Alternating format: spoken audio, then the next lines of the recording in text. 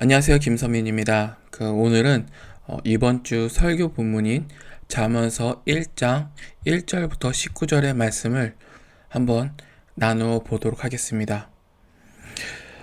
제가 이 본문을 정리하게 되는 과정은 먼저는 개역개정과 쉬운 성경 버전의 그 본문을 제가 이렇게 인쇄해 놓고 비교해 가면서 읽었습니다.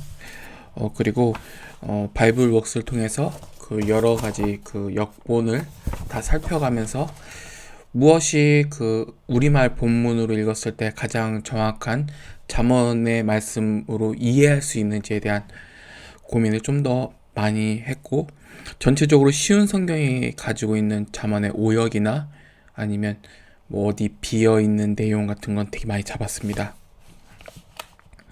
그리고 참고했던 책은 주로 잠언만 담겨져 있는 책을 제가 언급해 드리자면, 첫 번째로는 이거 성서윤용에서 나온 묵상과 설교라는 좀 책이에요. 이것은 잠언만 담아 있더라고요. 5, 6월 그 매일 성경 본문이. 그래서 어느 정도 좀 기본적인 내용을 이해하는 데는 되게 큰 유익이 되었고, 그리고 또 다르게 참고했던 책이 두란노에서 나온 팀 켈러 오늘을 사는 잠언이라는 부분이에요. 이 책도 있는데, 이 책은 그 잠언 전체의 본문을 명확하게 좀 잡아내지는 못했어요. 그런데 잠언 그 몇 가지 본문에 대한 좀 쉬운 언어를 담아 놓았더라고요. 그래서 찾다가 이 부분이 어떻게 하면 쉽게 전하고 쉽게 이해할 수 있지라고 물었을 때 이 책이 좀 좋았습니다. 이 책은 참고로 팀 켈러 목사님께서 자신이 묵상한 부분만 담아둔 책이에요.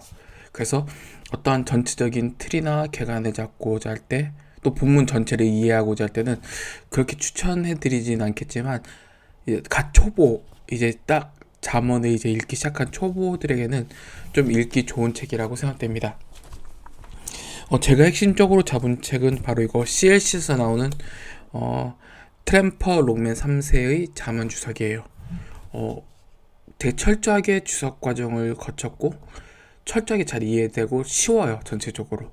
그래서 본문별로 이야기하면서 나아갔는데, 이 책의 좀 한계는 한글 본문이라는 한계가 있어요. 그래서 한글 우리가 원어를 보면 어떤 다른 단어가 나와요. 용어가 명확한 용어가 나와요. 이게 더 성경에 맞는 단어네요. 근데 이 책은 그것을 고쳐 쓰지 않았어요. 그래서 이 책을 읽을 때의 특징은 먼저 그 원 본문부터 다 살피고 그 다음에 나서 이 책과 비교해 나가면서 읽는다면 정말 좋은 책이에요. 그리고 마지막으로는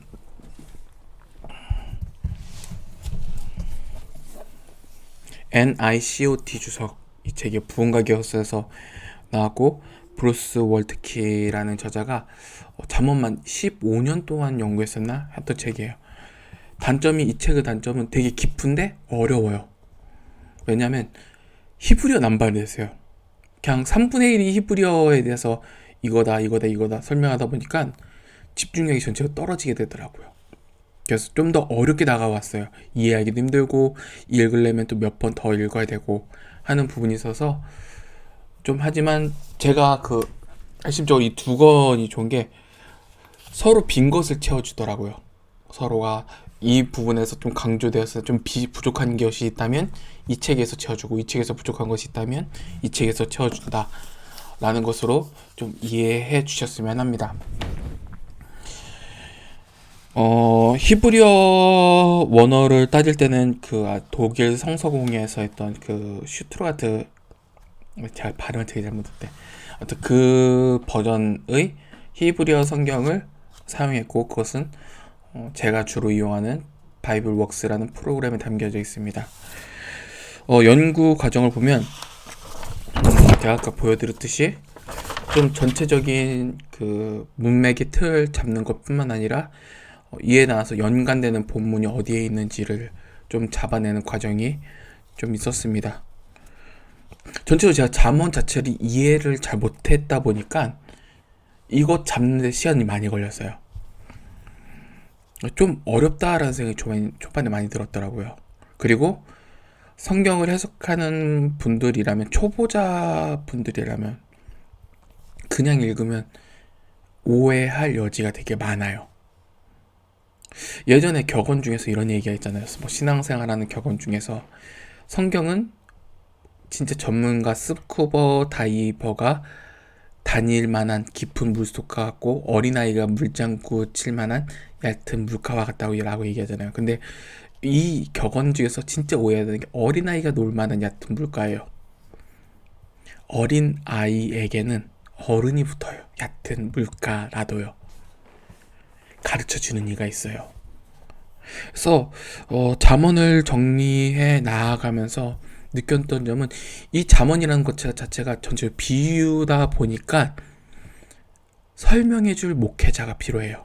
단순하게 A는 A다라고 직독직해는 하는 성경은 아니거든요. 뭐 3장 보면 제가 3장을 되게 좋아하는 그 잠언의 본문인데 뭐 장수한다, 뭐 창고가 가득 찬다라고 얘기하면서 보세요, 이렇게 행동하면 장수하고 창고가 가득 찹니다라고 얘기하는 직독직해야 하는 분들인데 그건 잠언을 진짜 모르는 거예요.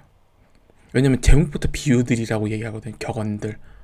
이라고 하면 비유법을 사용하는 시의 언어라면 직독직해는 아니죠. 그런 부분도 있긴 있어요. 없는 건 아닌데 뭔가 거의 대다수가 좀 비유라는 그 장르를 고민하면서 이 책을 해석해 나아가야 한다는 것을 좀 유념해 둬야 돼요. 그래서 개역개정이나 쉬운 성경, 특히 쉬운 성경 오역이 되게 많았는데 이번 주 설교하는 쉬운 성경을 전체적으로 쓸 건데 이유가 식비 때문이죠. 개역개정이나 쉬운 성경이나 원어로 보면 약간 오해할 만한 여지가 너무나 커서 이것은 잠언을 계속 보다 보니까 이것은 전문가가 먼저 풀어서 설명해 주고 그 다음에 함께 읽어 나아가는 책이다 라는 생각이 많이 들었습니다. 이제 시작하는 그 내용을 한번 좀 떠들어 보도록 하겠습니다. 전에 영상으로 설명해 드리는 것 같이 잠언이라는 책은 비유들이라는 원래 제목이 있어요. 마샬레이라는 그 제목, 마샬의 복수죠. 그러니까 마샬이 그 비유라는 뜻을 가지고 있는데 비유, 뭐 예언, 속담, 격언이라는 뜻을 갖고 있는데 레이는 복수의 복수, 여러 개 있다. 비유. 그래서 비유들이라고 하는 제목을 가지고 있었는데 그 의미는 제가 이전에 설명했듯이 이것은 우리 한국어로 얘기하면 잠언 찌르는 말이 아니라 아버지가 자녀를 사랑하기 때문에 그 아이에 맞춰서 설명할 수 있는 그러한 책으로 제가 읽었습니다. 저는 전체적으로 되게 좀 책망하는 목소리가 들려지만 동시에 사랑하는 목소리가 들렸거든요. 차이가 분명히 드러납니다. 이제 본문을 드러나도록 하겠습니다. 본문 1절을 보면 이스라엘 왕 다윗의 아들 솔로몬의 잠언이다. 이것도 그냥 원래 가지고 있던 잠언이라는 단어를 그대로 차용했지만 이것을 그냥 비유, 비사, 뭐 예언, 직언 그렇게 번역을 해도 돼요. 다른 말이 아니에요. 같은 말이에요. 그리고 저자를 얘기했죠. 저자 이스라엘 왕 다윗의 아들 솔로몬. 솔로몬이 총 2권의 책을 썼는데 먼저 전도서가 대표적이고 잠언은 잠언의 여러 이야기 중에 솔로몬이 담은 내용이 있어요. 뭐 아굴이 쓴 것도 있고 누가 쓴 것도 있고 여러 가지인데 이 내용은 솔로몬이 썼던 부분이에요.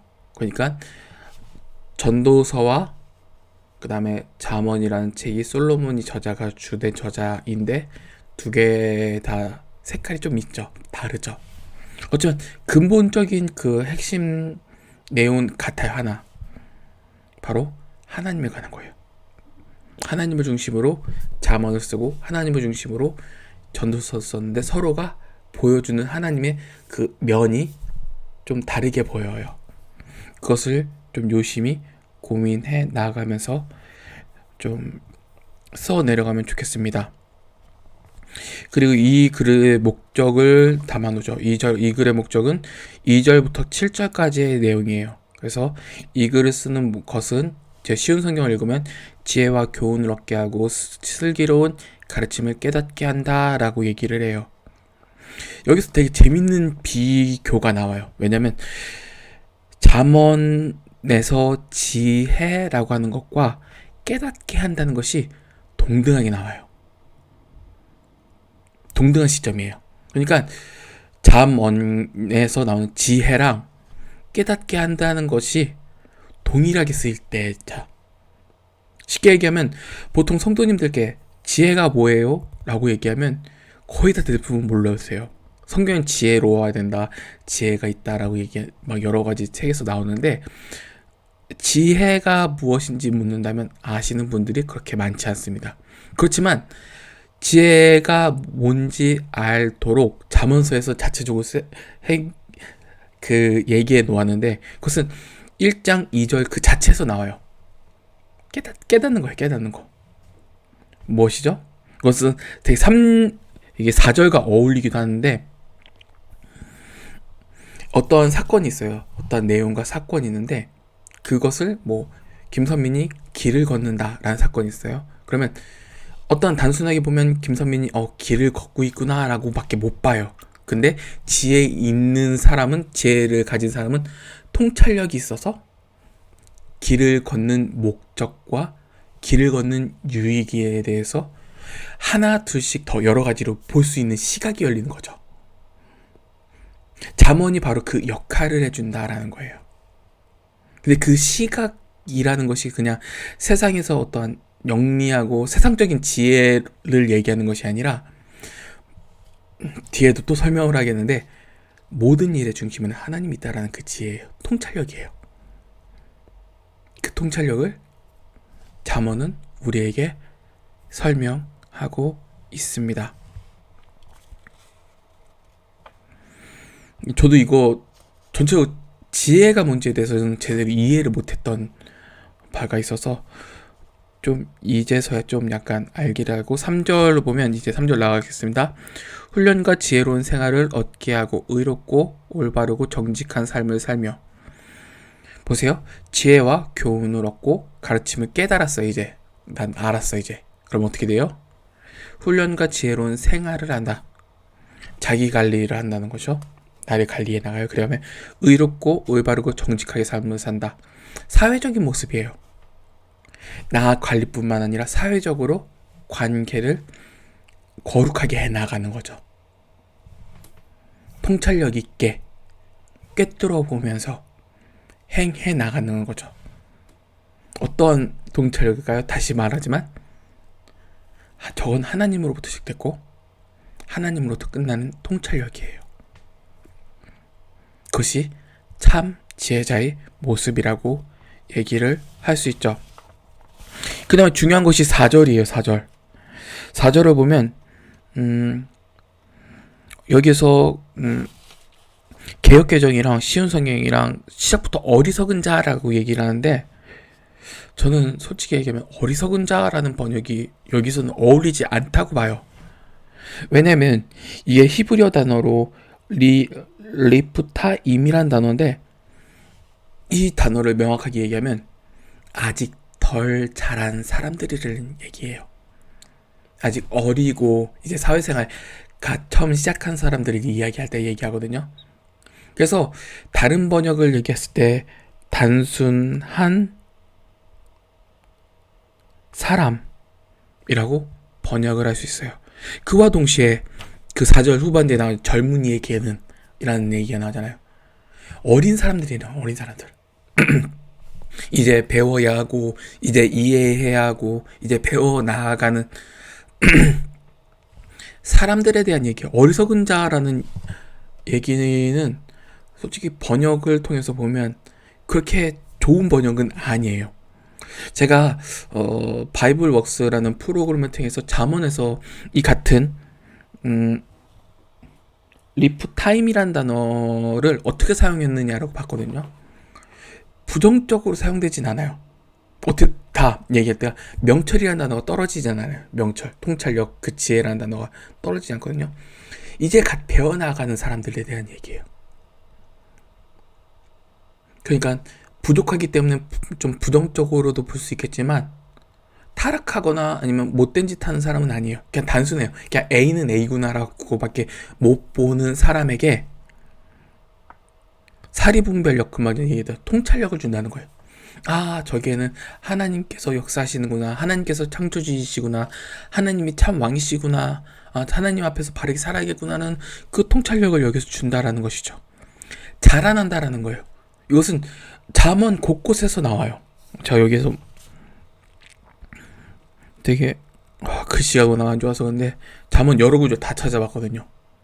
부정적으로 사용하지 않아요. 그냥 배워 나아가는 존재로 여기서 설명해 줍니다.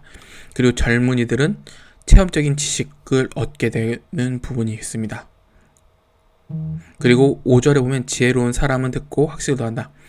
이제 여기서 본문에서 보면 어리석은 자가 이제 레벨업을 해요. 레벨업을 하는데 레벨업에서 지혜로운 사람이 되는데 지혜의 지혜를 더 높여 나아간다는 것이죠. 학식을 더할 것이요 지각 있는 자는 모략을 얻는 것이요 라는 얘기가 나오죠. 그리고 6절에 이로써 잠언과 비유, 지혜자의 가르침 그리고 오묘한 일을 깨달아 알게 될 것이다 라는 그 선물을 먼저 알려주죠. 잠언의 목적이기도 해요. 근데 그 2절부터 6절까지의 특징이 잠언 지혜로워지는데 이 지혜로운 사람이 적극적인 사람은 아니에요. 수동적인 사람이에요. 받고 계속 받아요. 나는 받아 배우고 받고 받으면서 성장해 나아가는 자. 어디서부터요? 위에 어른으로부터요. 자녀를 가르쳐 나가요. 그 내용의 핵심은 무엇이죠? 7절 보면 나오죠. 여호와를 경외하는 것이 지식의 시작이지만 어리석은 자들은 지혜와 교훈을 멀시한다. 여기서 어리석은 자들은 4절의 어리석임과 7절의 어리석음이라는 것이 원어 자체가 다른 얘기예요. 우리 개역 개정으로서는 미련한 자들이라고 얘기하는데 미련한 자들이라고 번역하는 게 훨씬 낫습니다. 달라요. 그래서 7절에 나오는 그 어리석음이라는 것이 애월림이라는 단어거든요. 이것을 그 잠언에서 어떻게 사용되는지 다 봤는데 망할 놈이에요. 망할 놈. 망할 사람. 넌 끝났어. 라고 하니까 아까 4절은 배워나가는 사람이고 그냥 여기서 나오는 사람은 망할 사람이에요. 그러니까 지혜 있는 자와 망할 사람의 분별이 명확하게 드러나는 것이죠. 그리고 다시 말씀드리지만 이 모든 통찰력의 핵심은 무엇이냐? 지혜의 참 핵심은 무엇이냐? A를 A 이상으로 A, B, A-B, C, 그렇게 볼 수 있는 그 가장 큰 기초는 무엇이냐? 바로 하나님으로부터 나온다라는 거예요. 제가 여기서 하나 추가해서 담을 본문이 하나 있어요. 그것은 로마서 11장, 제가 진짜 좋아하는 본문이거든요. 36절이에요. 이 1장 7절과 로마서 11장 36절 되게 잘 어울려요. 한번 제가 읽어보겠습니다. 이는 만물이 주에게로서 나오고 주로 말미암고 주에게로 돌아감이라. 그에게 영광이 세세히 있을지어다. 아멘. 이것이 지혜의 시작점이자 지혜의 끝점입니다. 왜냐면 창조하신 것도 하나님이시오, 이 세상의 질서를 만드신 것도 하나님이시오, 끝에 심판하시는 분도 하나님이십니다. 이것을 안다면 이제 지혜를 나아가 통찰력을 가지는 시작점이 이제야 시작된 것이죠. 이제 8절부터 19절까지의 내용을 제가 한번 다뤄보도록 하겠습니다. 그리고 8절은 하나의 호칭으로부터 나오죠. 내 아들아, 내 아버지의 교훈을 들으라. 여기서 다른 번역으로 명령이라고 할 수 있어요. 친근한 명령이죠. 이것은 아까 얘기했던 4절의 그 단순한 사람에게 무엇을 부여하죠? 관계성을 부여하는 거예요. 떨어져서 그냥 쟤는 나쁜 놈이야, 쟤는 끝난 놈이야 하면서 관계가 없이 그냥 비판과 비난을 하는 존재가 아니라 여리고 어리더라도 그것을 붙잡아주는 아버지의 존재가 있다라는 거예요. 제가 얘기했듯이 2절부터 6절까지의 그 본문을 보면 되게 다수적이에요. 도와주는 이가 있죠. 누가요? 가르쳐주는 아버지예요. 아버지가 가르쳐주는 핵심이 무엇일까요? 여호와를 경외하는 것이 지혜의 근본이다. 지식의 시작점이다. 그래서 하나님이 어떤 분이신지 가르쳐주는 아버지로 등장해요. 그래서 하나님이 살아계시기 때문에 너는 그 하나님이 싫어하시는 악한 길로 가지 말라라고 하는 것이 10절부터 19절까지의 내용이 나오죠. 이제 9절을 설명하도록 하겠습니다. 9절도 좀 보통 주석에는 진짜 안 나와도 9절이 왜 이런 내용이 있는지.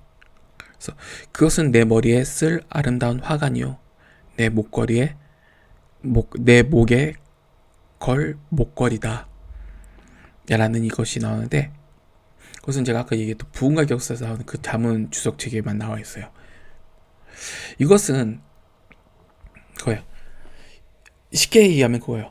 내가 하나님을 경외해서 그 위에서 나왔던 인격체로 살아가요. 오늘 이 본문 8절부터 19절 다루기 위해서 위 9절이 반드시 있어야 되거든요. 인격체로 살아가요. 그러면 어떻게 될까요? 인격체로 살아가면 그 빛이 감추어질 수 없는 거예요. 하나님을 경외해요. 그리고 이웃을 열심히 다해서 사랑하고 자기를 희생하면서 살아내요.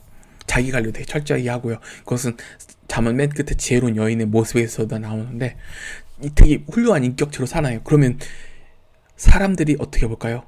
머리에 번쩍번쩍 후광이 막 번쩍번쩍 빛나고 티가 나겠죠.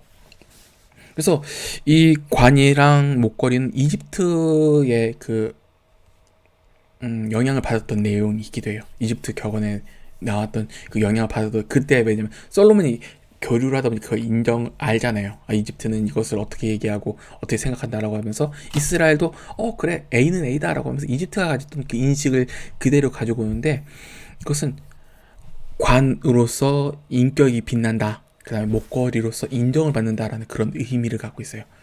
사회에서 드러난다라는 거예요. 너에게 선물은 인격자로서 어디 가든지 인정받는다는 게 안다. 너 참 하나님을 경외하는 줄 알고, 그것이 우리의 영광이에요.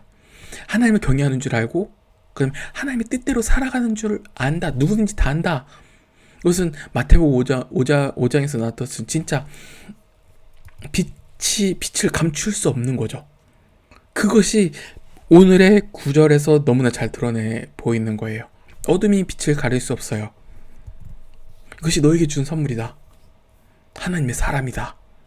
하나님의 사람으로서 거룩하게 살아간다. 이만한 복이 세상에 어디 있을까요? 제가 길게 하면서 한강 쓰고 다니면 세상 사람들이 되게 뭔가 눈에서 저 정신 나간 사람은 누구지? 그런 식으로 할 수 있겠지만, 여기서 나오는 그 관과 목걸이라는 것은 티가 난다는 거예요. 드러난다는 거예요. 하나님의 사람이라는 거. 감춰진 게 아니라 명확하게 드러난다는 거예요. 그리고 그것이 그 하나님의 영광이 우리의 영광이기도 하다라는 내용이에요. 그러니까 반짝반짝 빛나는 거죠. 보통 설교단 서면 이 구절이 주는 그 즐거움을 잘 설명하지 않으실 것 같아요. 설명 진짜 없거든요. 힘겹게 찾았어요, 이거 하는데. 이제 10절입니다. 10절은 아버지가 얘기하는 거예요. 10절부터 14절까지 그들의 언어, 그들의 말은 얘기하는 거예요. 야, 이제 나간다. 내 아들아, 죄인들이 너를 유혹할지라도 따르지 말아라. 그리고 왜 따르지 말아야 될지 나오죠. 그들의 모양을 얘기해요. 저들이 이렇게 말 것이다. 같이 가서 숨어 있다가 사람을 잡자. 무조건 숨어서 죄 없는 사람을 기다리자. 여기 쉬운 성경은 되게 번역을 못했어요. 빠졌어요. 사람을 죽이자라는 내용이 나오고 있어요. 그 피를 흘려 죽이자 라는 내용이 있는데 단순히 잡자라는 내용으로 바뀌었어요. 이것은 명백한 오역이에요. 죄 없는 사람을 잡아 죽이자라는 얘기예요. 왜요? 그러니까 12절 나오죠. 우리가 저들을 무덤처럼 산채로 삼켜버리자. 그리고 지옥에 떨어지는 자처럼 통째로 삼켜버리자라고 얘기해요. 이것도 오역이에요. 왜냐면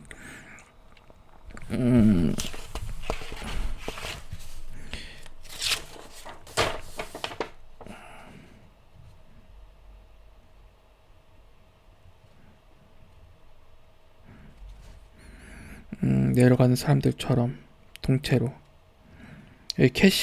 키셰울이라는 얘기가 나오거든요. 이렇게 케요르데라는 얘기가 나와요. 그래서 무덤이라고 번역을 얘기해요. 죽음으로 끌어당기자라는 얘기예요. 그러니까 지옥이라는 것과는 좀 약간 차이가 있죠. 좀 이것도 쉽게 얘기하려고 했었는데 좀 약간 번역이 잘못된 것이고, 그리고 온갖 종류의 보물들 취하여 우리 집을 약탈물로 채우자라는 얘기예요. 여기서 ESV랑 NIV 그 다음에 히브리어 원어 성경에서는 가득 채우자라는 그 얘기가 나와서 가득 채우자라는 그 욕구가 향하는 방향이 나오죠. 그것은 아까 얘기했던 2절부터 6절까지의 방향성과 완전히 달라요. 왜냐하면 2절부터 6절까지는 하나님을 경외하기 때문에 정의롭고 의롭고 바르게 살아가요. 나 혼자만 관리 잘할 뿐만 아니라 이웃에게도 선함을 거룩함과 의롭게 함을 가지면서 나아가는데, 여기는 뭐예요? 돈이라는 것 때문에, 재물이라는 것 때문에 사람을 죽이는 데 이용해요. 탐욕이에요. 탐욕. 근데 여기서 하나 더 보아야 될 부분은, 이 언어가 표하는, 이제 갓 배우기 4절에 나오는 단순한 사람이 가질 수 있는 욕구와 부합하는 얘기들이에요. 무엇이죠? 우리 어린아이들이 있어요. 어린아이들이 세상 잘 사는 사람들 보고 좋아 보이는 사람들 봐요. 그럼 무엇을 말하죠? 특히 청소년들 같으면 공동체예요. 공동체 함께 우리 나쁜 짓 하자. 사람들한테 인정받고 싶어 하잖아요. 그리고 쉽게 살자. 정직하지 않더라도, 바르지 않더라도, 과정이 악하더라도 쉽게 일확천금 벌자. 청년들이 가진 욕구랑 너무나 잘 부합해요. 어린 사람들이 가진 욕심을 너무나 명확하게, 너무나 정확하게 이 언어를 통해서 드러난 거죠. 비유를 통해서, 아버지가 자녀에게 행하는 이 비유를 통해서 너희들 이런 욕구가 있는 걸 안다. 그리고 그 욕구에 따라서 악한 것들이 너희들을 깰 것이다 라는 것을 통찰력 있게 보여줘요. 이거 되게 무서운 구절이에요. 너무나 깊게 보는 거예요. 너희들 원래 이런 상태다. 뼈저리게 깨달아요. 우리 청소년들이나 저같이 애 같은 사람들도 진짜 어떠한 공동체에서 가면, 저도 교회 목회자인데 공동체 가면 인정받고 싶어하는 욕망이 되게 강해요.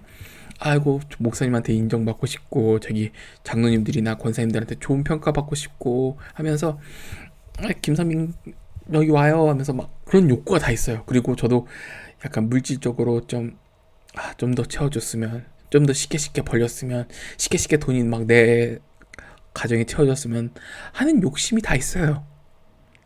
그럼 어떻게 얘기해요? 이 욕구를 바라본다면, 욕구가 내 최애라면 어디로 가요? 수단과 방법의 정의를 가리지 않고 그 길로 앞으로 쭉 나아가겠죠. 그래서 좀 진짜 엄청 통찰력 있는 그 내용 본문이에요.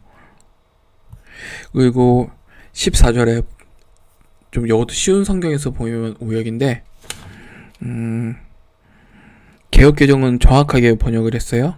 왜냐면 14절 그것은 너도 이 가운데에서 제비를 뽑아라. 우리 모두 한 부대씩 나눠 가지자라고 얘기했는데, 정확하게 읽으면 전대 하나만은 남겨둬요. 그냥 좀 의로운 척 하는 거죠. 좀 약간, 그래, 이 정도 여유는 가지자. 그나마 좀 자기가 만들어 놓은 선의 기준으로 이 정도 남겨놓자.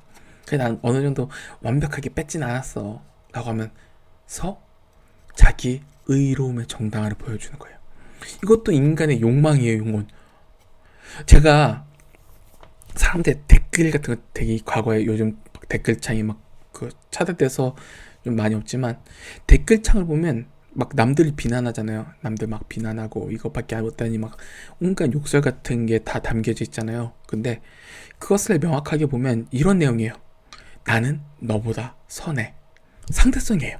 선이 나가 쟤보다 더 선하게 느껴지는 거. 나쁜 짓을 쟤가 뭐 99개를 했다면 나는 98개를 했다. 그럼 나는 쟤보다 선해. 그러니까 같은 악을 행했더라도 나는 쬐끔만 선해가 아니라 나는 선하다 라고 평가를 해버려요. 인간 자체가 욕망이 그래요. 그래서 모든 일에 그 상대성 비교로 하나님 앞에 나아가죠. 내가 왜 죽어야 됩니까? 내가 왜 심판받아야 됩니까? 왜냐면 자기가 생각하는 그 선은 상대적인 선이거든요. 근데 하나님의 선은 절대적인 선이죠.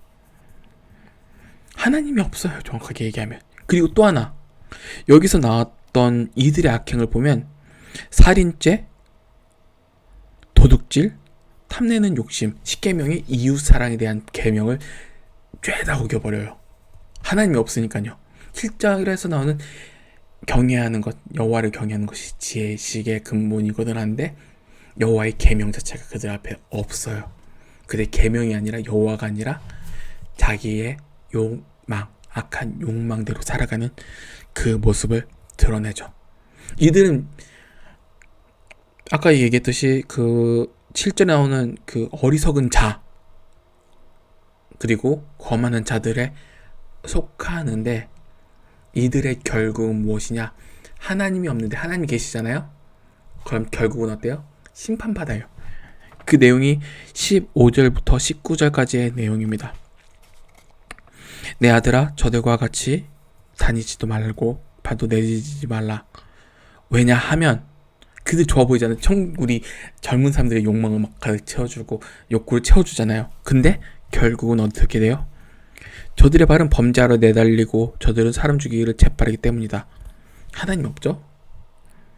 17절에 또 하나의 비유가 나와요. 새가 보는 앞에서 그들이 그물을 펼치는 것은 헛수고 아니냐. 왜냐면 새는 그물이 있는 것으로 얘기하면 나 잡을 거네? 피해 나가요.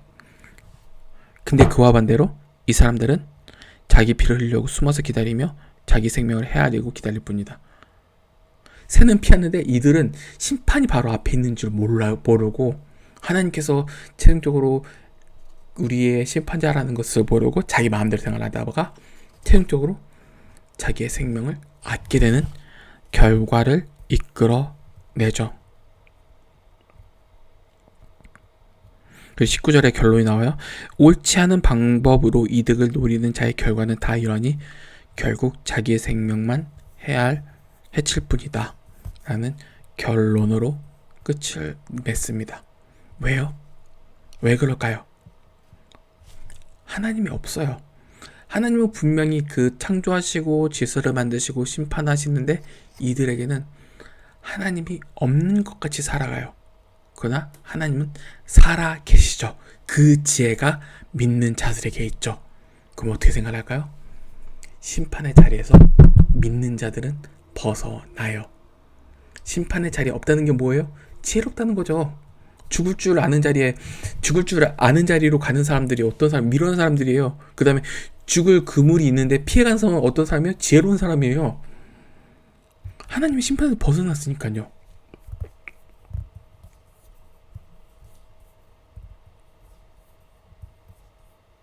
그래서 잠언 진짜 되게 글씨를 되게 왕치는데 10장 몇 절이더라?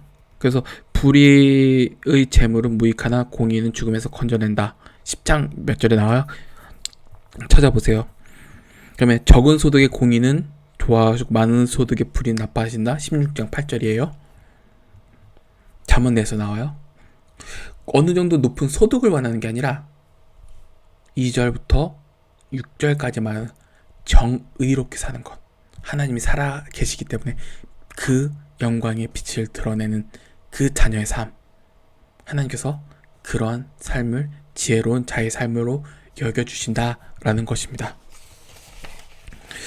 전체적으로 이렇게 설명을 하면 좀 어렵게 느껴질 때가 있어요. 근데 저는 전체적으로 쉽게 얘기하려고 노력을 합니다. 이대로 하면 제가 맡은 그 아이들 전체적으로 알아듣지 못할 거예요. 그래서 전체적으로 정리는 잘 되어 있는 것 같죠? 진짜 빡세긴 했어요. 너무 힘들었고 시간도 진짜 오래 걸렸어요. 그러나 이렇게 얘기하면 애들은 알가지고 합니다.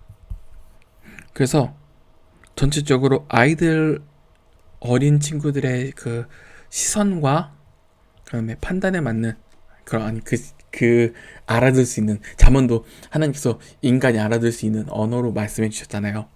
그것과 같이 좀 약간 하나님께 엎드려서 좀 더 쉬운 언어로 좀 전달할 수 있도록 좀 기도하고 엎드려야겠다는 생각이 나왔습니다. 제가 금방 떠든 건 다 여기 적어놓은 건 아니에요. 이렇게 좀 한데 제가 좀 약간 이거 페이퍼를 만들 때 좀 실수한 게 있죠. 너무 작은 종이에다 했다는 거. 그래서 가뜩이나 내 글씨도 못 알아보는데 행했다라는 것이 여기에 있습니다. 아무튼 이 정도 정리해 놓으면 어느 정도 제가 이해하는 것과 그 다음에 일반적인 성인들은 이해할 수 있지 않을까. 그 다음에 여기서 좀 더 단순하고 좀 더 다양한 얘기가 아닌 핵심적인 것을 좀 더 좁혀서 떠드는 것이 좀 우리 친구들에게 더 쉽게 전달되지 않을까라는 고민을 합니다. 그리고 만약 어렵게 전달했다면 좀 반성을 항상 하듯이 반성문을 한번 또 올리도록 하겠습니다. 네, 이만 그 잠언 설교 준비 과정을 마치겠습니다.